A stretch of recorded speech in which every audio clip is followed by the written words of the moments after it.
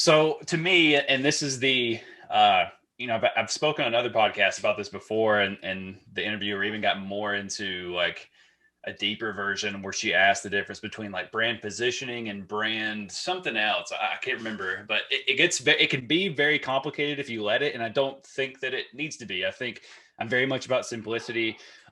So there's a really great example of sort of what marketing is in it's a book called The One Page Marketing Plan.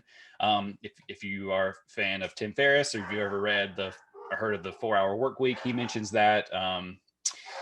But so in that book, he talks about, we hear marketing and it's kind of like, what does that really mean?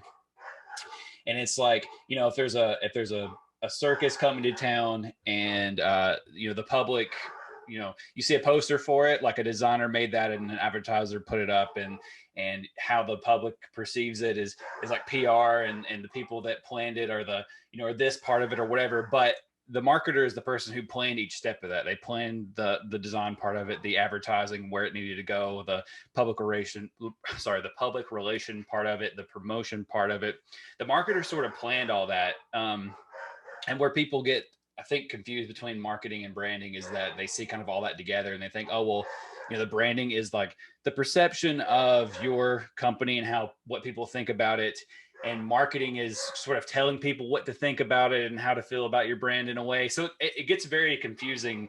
And I try to just really separate into sort of the marketing is sort of planning all that out. And then the branding part is sort of how it all comes together.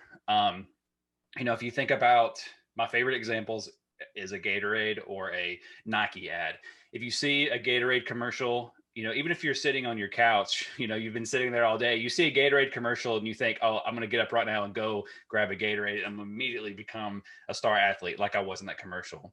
A marketer definitely planned out that commercial and definitely, saw that everything went forward with it. But the branding part is that even though you've been sitting on your couch all day, grabbing a Gatorade and throwing on your Nikes are going to make you feel like you're a star athlete, because the commercial told you that that's how it would make you feel. And that's sort of how, that's what you perceived of it. That's how I think about it in a simpler way. There's definitely a lot of places where it overlaps, and there's a lot of things going on that can make those two sort of come together. But I always just think about it, if it's a Gatorade commercial and this is how you feel, like that's the branding of it.